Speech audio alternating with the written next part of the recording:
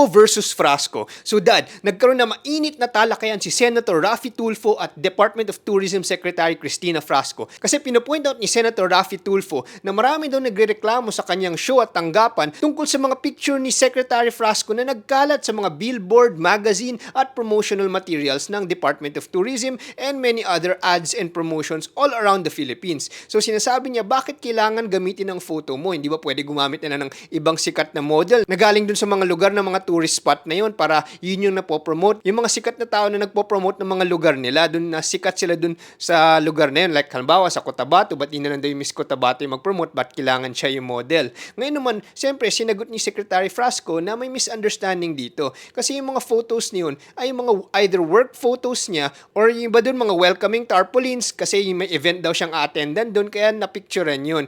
Ngayon naman, sinasabi niya yung mga magazines naman daw, di naman daw siya nag-authorize na malagay yung photo niya dun at walang ginastos ang Department of Tourism dun sa mga photos na yun. So Dad, ano tingin mo mga nangyayari dito? Tukuyin muna natin kung ano talaga yung mga pinagtatalunan at ano yung sanhi ng issue na to. No? Kasi basically, ang pinagtatalunan dito, pinag-uusapan, bakit kasi parang hindi gumagalaw o hindi umaangat yung ating mga pagdaloy ng mga turista sa ating bansa. No? So yun ang sinasabi. Saka pangalawa nga sinasabi na hambing nga tayo sa Thailand, saka sa Vietnam, na talagang napag-iwanan tayo in terms of number of tourists na dumadalaw sa ating bayan. So yan yung basically yung buod ng mga pinagtatalunan nila o issue. Itong mga ibang issue na to mga side issue lang kasi. No?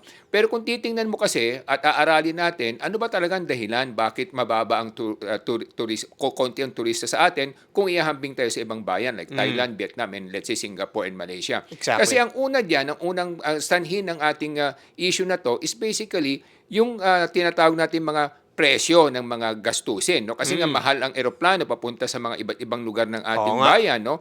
Una 'yon. Pangalawa, ang pinag-uusapan dito bukod sa presyo, yung geographical location kasi. Hindi katulad kasi ng Thailand at Vietnam at Malaysia, Singapore, mga landlocked kasi yan magkakadikit silang bansa So maraming mga cross-border tourists diyan. Hindi katulad sa atin, we're an archipelago, so dapat talagang mag-eroplano ka o magbarko ka papunta sa ating bayan na medyo lihis o malayo sa kanila.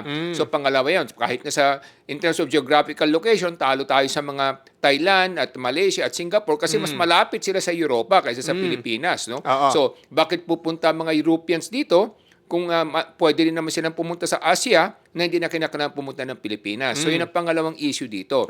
Ang pangatlong issue kasi dito, aside from prices and geographical location, is number 3 sinasabi nating mga facilities, no? Yung mga facilities natin kasi nga for example, pag sinabi mong mga airports natin, no? Yung ibang airports kasi natin sa mga primary destination natin, medyo kulang pa yung haba ng runway. Kaya nakaka-apekto din yun sa presyo ng mga eroplano. Exactly. Diba? Kasi kung mas malaking eroplano maglalanding doon, mas maraming mas mababa yung presyo ng pasahe, no? So yun ang pangatlong issue dito. In fact, pinoint out nga ni Senator Loren Legarda na nung chinek niya during the Senate hearing, 24,000 daw ang round trip papuntang Coron versus going to Hong Kong, Japan, or Korea na mas mura pa daw mag-abroad kaysa pumunta sa Coron. And then also, other senators or other people have been checking na pagpupunta ka daw ng Siargao, it can go as high as 40,000 pesos round trip. So parang nag-Europe ka na daw kung nakuha mo sa murang ticket sale yung Europe. So parang hindi naging incentive para ma-promote yung ating mga tourist destination kung gintong kamahal ang mga domestic destination airfares natin. Kaya ano nakikita mong solusyon dito, Dad? Well, tama yun. No? Kaya nga gusto ko munang tukuyin lahat ng mga sanhi kung bakit mababa yung numero ng turista sa atin kumpara sa ibang bansa para sa ganun magbigay tayo ng tamang lunas. Kasi nga kung maninisi tayo ng kapwa, maninisi tayo, kahit na sinong ilagay natin na cabinet secretary diyan, hindi niya maiaangat ang daloy ng turista papunta sa ating bansa kung hindi mabibigyan ng tamang lunas yung mga sanhi kung bakit mababa yung pumupuntang turista sa atin. No? In fairness to the Cabinet Secretary Frasco, syempre yung mga airfares niyan, wala naman sa control ng Department of Tourism, hindi ba, Dad? Kasi alam ko, Civil Aviation Authority yan. Correct, tama yun. No? Kaya nga sinasabi natin, yan yung mga sinasabi natin mga sanhi, no? Yung presyo, geographical location, kasi hindi lamang presyo ng aeroplano, pati mga presyo ng hotel, di ba? Hindi naman makokontrol yan ng kahit naman sinong cabinet secretary. Oo. Number 2, yung geographic location, talagang gawa ng Panginoon niya kung nasaan tayo, di ba? So, pangatlo, yung sinasabi natin yung mga airport, no, na dapat na i-expand natin para mas marami makalanding na eroplano doon, no? So, pang-apat, syempre, yung budget din na nakalaan for advertising, no? Kung Oo. titingnan mo, isa yan sa mga sanhi rin, no? I think, nakita kong datos is 1 billion pesos a year lang ang budget ng Department of Tourism to Oo. promote the Philippines for tourism campaign, di ba? Mas maliit pa yan sa budget ng Jollibee kasi ang Jollibee, ang budget yan for advertising, ilang billion yan. Mas higit na malaki kaysa sa budget ng ating bansa para i-promote yung ating bayan, hindi I ba? see. So yun yung mga kadahilanan kung bakit talaga mababa yung dumadaloy na turista dito. No, panglima, yung mga visa, no, yung sinasabi nga natin, marami nagrereklamo sa atin sa iba't ibang bansa na napakabagal daw mag-issue ng ating mga embassy ng mga visa. Katulad niyan, pag sa China kagaling, sinasabi nga nila dati na sinasabi nila napakahirap, maghihintay ka ng ilang araw. Ganon din sa ibang bansa na may visa papunta sa ating bayan, di ba? So yun yung mga sinasabi nating mga sanhi kung bakit talaga mas kakaunti ang pumumunta ng mga turista sa atin. Panghuli, pang-anim, syempre yung tinatawag din natin peace and order situation na perception, di ba? Kasi may perception na maraming mga krimen na nangyayari sa ating bayan, kaya iba na turn off din. So ngayon, pagkatapos natin pag-usapan yung sanhi, yung ay pag-usapan natin yung lunas, no? Kasi hindi naman natin pwedeng isisi sa isang tao. Saka what's the point of blaming others or blaming people, di ba? The point here is that we have to find solutions to solve the problem so that we can help our country. Kahit na sino pa, ulitin ko, kahit na sino pa magtuturo tayo kung sino dapat sisihin, hindi progressive thinking yon. And ang general misunderstanding dito na nakikita ko is akala ng mga tao na Department of Tourism ang kaya mag-control ng mga ibang factors na nabanggit natin. Pero in fact, promotion lang talaga ang control ng Department of Tourism. Yet yung mga foundations which will entice tourists are out of the Department of Tourism's hands, hindi ba, Dad? Tama, no? Kaya nga sinasabi natin, yung mga focusing lang talaga, no? When it comes kasi to pricing of airlines and hotels, hindi talaga makokontrol yan. Pwede lang silang mabigyan ng moral suasion, pero hindi nila makokontrol ng gobyerno yan. Hindi makokontrol ng pamahalaan yan. Ang pwedeng gawin ng pamahalaan, ito na ngayon, pag-usapan natin yung mga lunas. Number 1, sa presyo ng mga airline, ang dapat nilang gawin, i-allow nila yung mga ibang foreign airline na mag-operate ng mga local destinations. No? Open skies. Open skies, no? Kahit na sabihin na sa mga designated locations lang na talagang pinupuntahan ng turista. For example, Boracay, Coron, Siargao, Cebu. Yan yung mga pinupuntahan naman talaga ng mga turista eh.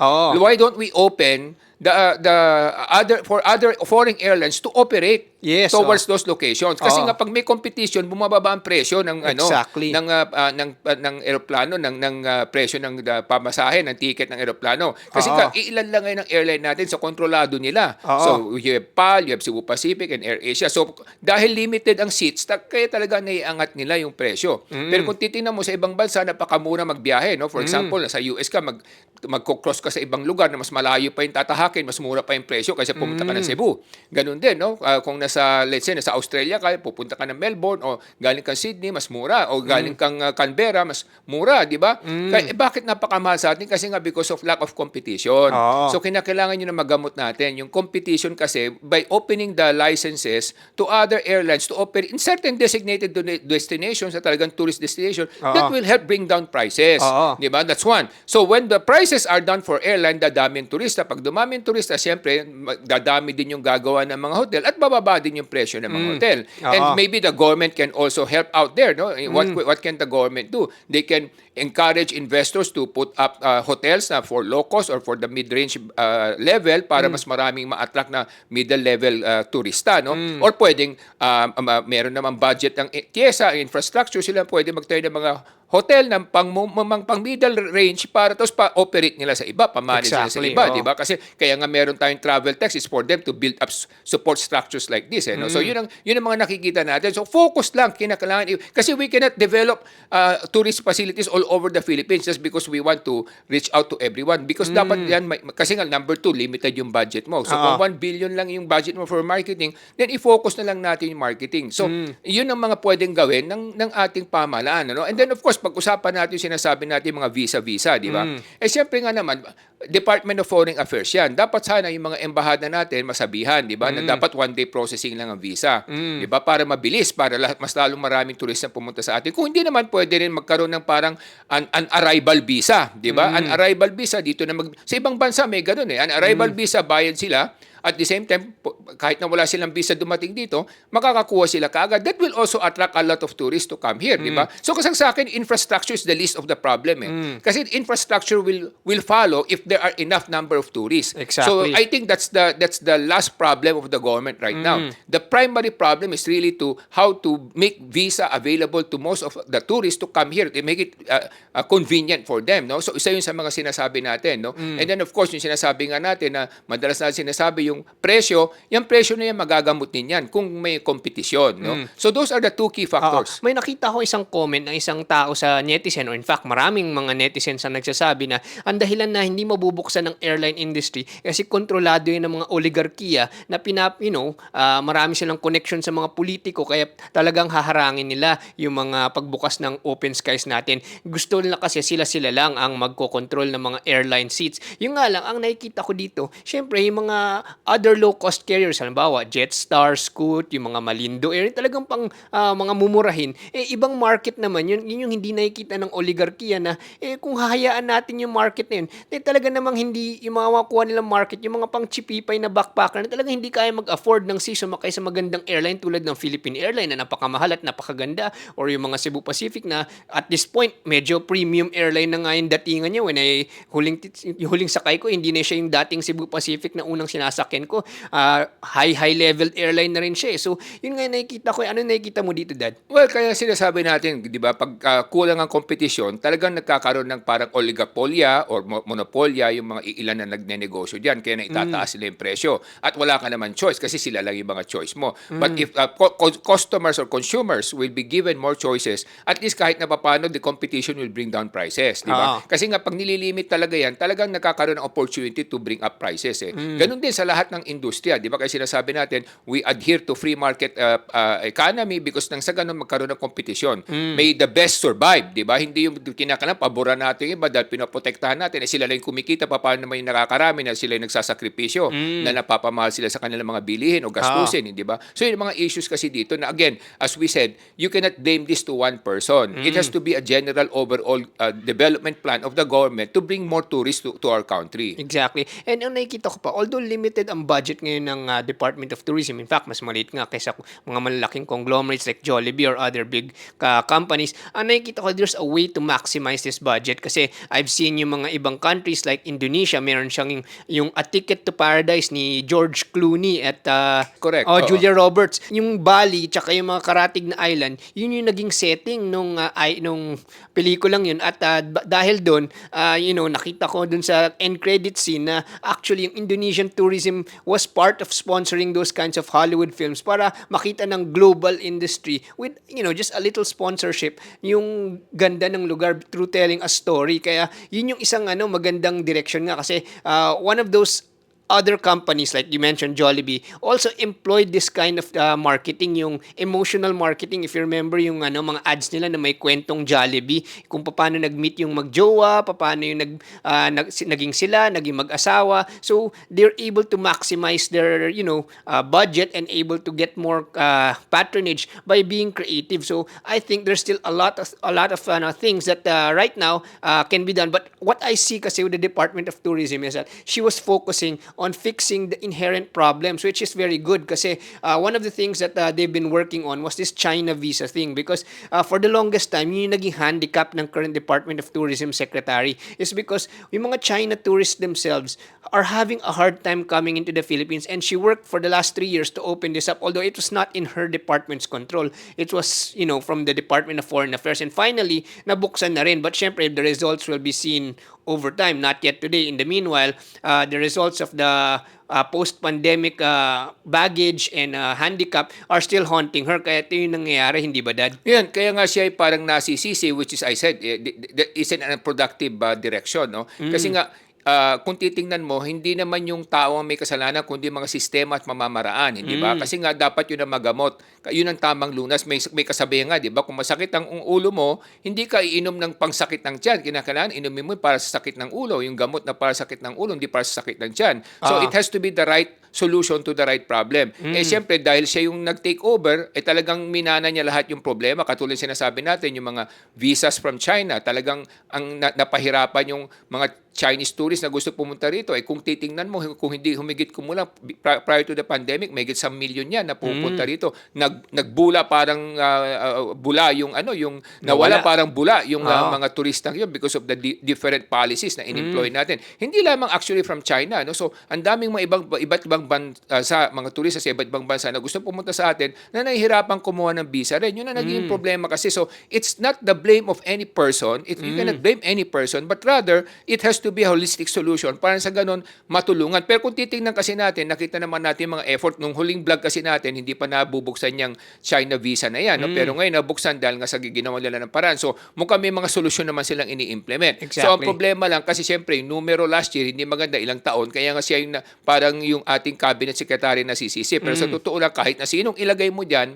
at iupo mo dyan, kung hindi mabibigyan ng tamang lunas yung mga sanhi ng problema kung bakit mababa ang turista sa ating bayan, talagang hindi magkakaroon ng magandang patutunguhan. Tama. Kaya lang siya nagiging parang kumbaga scapegoat ngayon, siya yung sinisisi, no? Kaya nga hindi rin fair yun para sa kanya. Exactly. But the good thing is at least she's not giving up, she's giving a lot of effort to turn it around, which is good, no? Ngayon doon sa mga ibang issues na erase, no, na sinasabing bakit pala photo niya ang lumalabas, no, sa mga ibang. Ngayon ang tanong niya simple lang naman Sinabi naman yata niya, if I'm not mistaken, I heard during the hearing na wala naman siyang intention tumakbo for a national position. Exactly. So I would look at the passive side of things, no? The passive side of things is kung siya yung nagpa-picture doon at siya yung naging parang cover girl o cover photo o endorser, kung wala naman bayad at libre dahil siya yung cabinet secretary, nakatipid din yung gobyerno. Pangalawa, I would look at the passive side of things kasi kung titingnan mo naman si Secretary Frasco, kaaya-aya naman yung kanyang personalidad, no? So she will be the parang typical representative of a Filipina welcoming foreign tourists. So, on the positive side yan, I don't like to look at the negative side kasi that will be unprogressive, no? So, on the positive side, nakatipid na yung gobyerno at kaaya-aya rin naman yung parang endorser natin, hindi ba? Ngayon, siguro, mas maganda lang kung ilalagay din niya yung place kung saan yon. Parang sa ganun, malaking pangalan nun, para at least makita ng mga tao kung ano yung lugar na yon at para sa ganun, maengganyo silang pumunta doon sa lugar na yon, di ba? Kasi nga, lahat ng mga issues na to, kung bakit siya parang napag-iinitan o nasisisi, kasi nga yung numero bumaba o hindi tumataas masyado. Pero at the end of the day, as I said, hindi lang kasi yun dahil sa isang issue, napakaraming sanhi. At isa pang issue dyan, yung Boracay, di ba? Kung titingnan natin nung panahon, bago pinasara yan, nung panahon ni Pangulong Duterte, ang dami na talagang turista dyan. Exactly. Bakit dumadayo yung turista dyan? Is it because of the White Sand Beach? Primarily, secondary yun. Ang primary reason why people are going to Boracay that time is because of the party scene. No? So, ang dami nagpupunta ron, not just because of the white sand. They go there because they want to meet people, they want to enjoy the environment with other people. So, yun ang nakalimutan ng ating pamahalaan din. No? Yung mga benefits no, na kay may La Boracay no, na talagang dagsaan ng mga turista ron, hindi ba? Yes, specifically talking about La Boracay because I've been attending La Boracay when I was younger, no? And today, nawala na siya. But during those days, that was the peak of Boracay. In fact, I don't even consider that peak because that time, nagmo-momentum siya into becoming an international destination, rivaling Ibiza of Spain nga And because of that, nagkakaroon ng giant beach parties, we get international DJs, we get international attendees from all over the world coming to the Philippines like it's the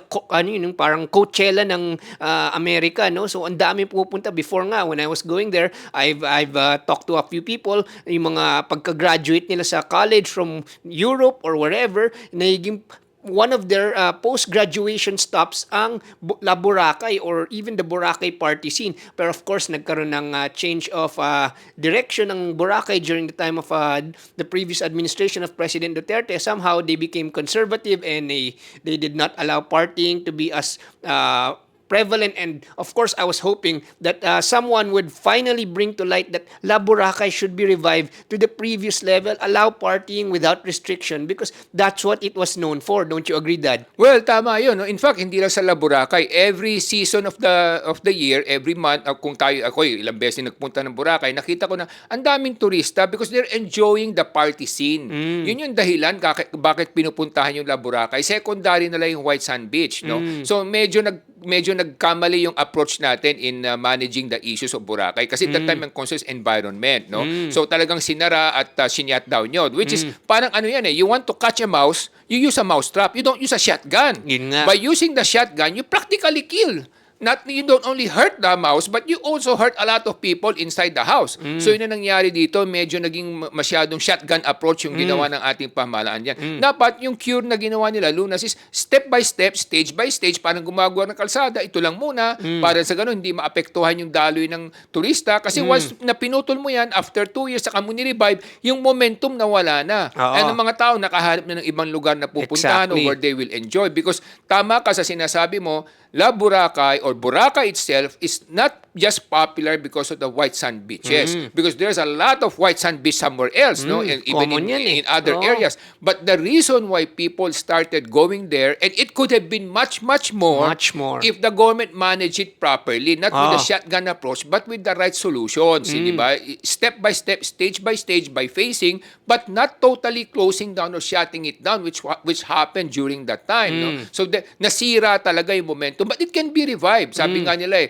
there's no point of talking about milk that was spilled already, di ba? So it's under the bridge already. So ang point niyan is what could be done. It could be revived. It could be brought back to life, no? By implementing necessary programs and promotions, and katulad sinabi mo mga Hollywood movie sponsorship na diyan gagawin yung mga shootings and everything para maibalik, no? So that's why I'm saying it's not a fault of anyone. It's the fault of the general program that the government implemented from the previous administration, carried over by the new administration. So that's the problem that must be resolved so that we can bring back tourism. Because more tourists means more jobs means more consumption, more economic progress, and more taxes for the government. In fact, that is basically the biggest hurdle that the Department of Tourism Secretary Frasco is facing, because syempre she's the one trying to fix all the baggage from the previous administrations or the previous administration that changed policy about tourism, and now she's trying to slowly change it one by one. Problema niyan basically yung mga items na in-enumerate natin, di ba, na dapat ma-resolve. Yung visa is number 1. Yes. If we can make it visa on arrival for everyone,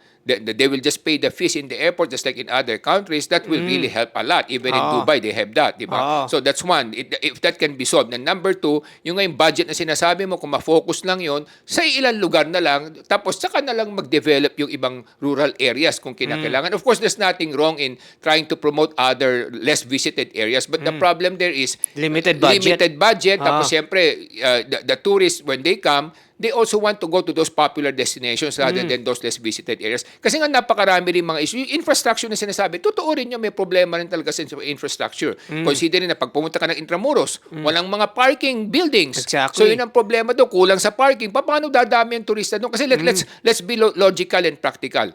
Ilan lang ba sa mga tourist destinations sa ating Pilipinas talagang gustong puntahan ng mga turista? Number 1, Intramuros. Alam natin yan. Number 2 is of course yung Boracay. Exactly. Number 3, of course, yung Siargao. Number 4 is Coron. Yan yung mga top destinations. El Nido. Talaga din Cebu, then Bohol. Yan yung mga talagang pinupunta na. So there are only Yun na a yun few. eh. There are only a few target areas. And di naman ang mga turista naman, they cannot go to everywhere. They will just go to those selected areas, no? Tsaka Even pushing destinations like Cotabato or Tawi-Tawi, di ba hard push yun? hard push yun, no? Talagang magsasayang ka lang ng effort doon. Kasi sa akin, all these things will happen naturally. Pag dumami na talaga ang turista, then eventually magkakaroon ng spillover effect na tinatawag natin. And then the infrastructure in those areas will follow. But in the meantime, let's focus on the areas that is really popular. For example, let's talk about Europe, no? When you speak of Europe, like Italy, for example, as a country, no? Siyempre, meron na talagang target destinations yan. May, let's say, Rome and then Milan, di ba? Yung iba, yung mga Sicily, etc., hindi, may mga nagpupunta pero spillover na lang yon. Pero yun ang pinopromote nilang talaga talaga kasi nga yun talaga pinupuntahan. Exactly. At dahil sa dami na, yun nagkakaroon ng spillover effect Oo, na yung mga tinatawag gusto natin. mag-explore. Pero it's useless to promote the other areas in those countries because hindi talaga yun ang gusto ng number one na target. Number two, ang mga turista rin, siyempre limited yung time. Limited din yung budget. So talagang gusto lang nilang puntahan muna yung mga popular destinations. Yung spillover, yan yung mga talagang latak na lamang na talagang sumobra ng dami. Yung iba, may sobrang budget, yun na mapupunta ron. Pero yun ang sinasabi nga natin na because of the concerns na una, limited yung budget. So dapat magkaroon ng focusing na lamang. Di ba? Number two, yung infrastructure problem din, yung magagamot agad lahat yan. So let's focus on those areas na lang talagang pinupuntahan yun muna ang gamutin. Di ba? Pangatlo, yung ngayon visa na sinasabi natin. Di ba? So pag nagamot yun, madali din yun. Number four, yung presyo, di ba? Ng mga airlines at hotel. Sinasabi natin, more competition will bring down prices. So these are the directions that our government must take as a whole kasi hindi yan burden lang ng cabinet secretary for tourism.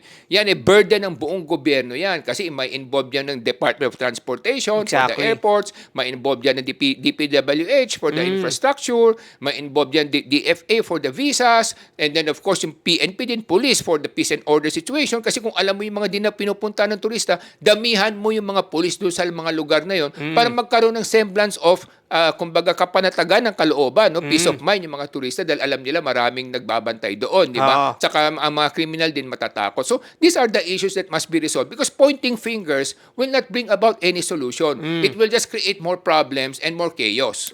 And another thing I see na I've been going around tourist destinations from Boracay to Palawan, etc. Ang nakita kong isang problem kaya nagtataasan din ang mga cost ng mga hotels and restaurants in tourist destinations is yung cost of operation sila apektado is because every time I talk to their manpower, most of their manpower, especially yung mga highly skilled or yung mga kailangan ng college degree, galing pa sa Manila. Yung mga tao doon, parang ini-export pa from Manila and then binabahayan pa, binibigyan ng extra pay to, stay in the province or doon sa tourist destination. Kumbaga, kinukuha pa sila from, the NCR just to work in that province because those hotels and restaurants cannot get, high-level educated graduates or high-quality graduates from those areas. So, they have to import pa from Manila. Minsan nga, yung mga general manager, mga puti pa because wala daw nagka-qualify dun sa level of general manager or yung high level of thinking, yung mga high-paying jobs dito sa ating mga provinces. Kaya dun ako nagtataka na, of course, it's not the Department of Tourism's authority anymore. Ito na yung education sector. We have to strengthen the education not just in the NCR, but nationwide so that we can have the talent to fill in the roles that can help tourism. Hindi ba, Dad? Yes, tama yun kasi education is very important. Diba? Sinasabi natin kaya dapat talaga bigyan ng mas malaking budget at suporta ang ating Department of Education at magamit dapat yung budget sa tama. Diba? Kasi nga marami tayong mga kababayan sa mga malalayong lugar na kinakailangan masuportahan. Hindi lamang sa free tuition, pero dapat pamasahe, pagkain, kasi nga minsan ang lalayo ng mga eskwelahan, ang mahal ng pamasahe nila, kinakailangan masuportahan sila, kundi boarding facilities at saka pagkain, no? Kasi minsan talagang mababa yung income nila sa mga probinsya. So dapat talagang magkaroon ng complete solution din sa educational system natin kasi nga talagang bumababa tayo sa ranking in terms of global educational standards, no? So kinakailangan mabigyan talaga ng atensyon yan at magamot din. Kasi kung hindi mo magagamot yan, dadaus-dus na naman tayo, not only in terms of less tourists, but at the same time, less qualified people who can be given a better job and a better pay, no? Kaya mga kababayan, dito sa Ilocano Defenders Party List, simple ang aming advokasya, edukasyon. We need quality education. Itigil na yung mass promotion na yan kasi pag pinapasa natin yung mga bagsakin, kawawa din sa kanila din babalik ang ganong klaseng quality kasi tingin sa kanila ng mundo, hindi pa rin sila qualified. So, kailangan pumasa sila through quality education. Abolish K-12, abolish mass promotion. Let's get back to quality education. Edukasyon ang solusyon ng bayan. Ako si Morgan Sain, yung coach ng bayan. Ang isinusulong namin sa Ilocano Defenders Party List ay magkaroon tayo ng mas mga maaayos at progresibong pamamaraan sa ating pamahalaan para sa ganon magkaroon ng mas masaganang kabuhayan ng ating mga mamayan. Ako po si Michael Sain, yung dad ng bayan.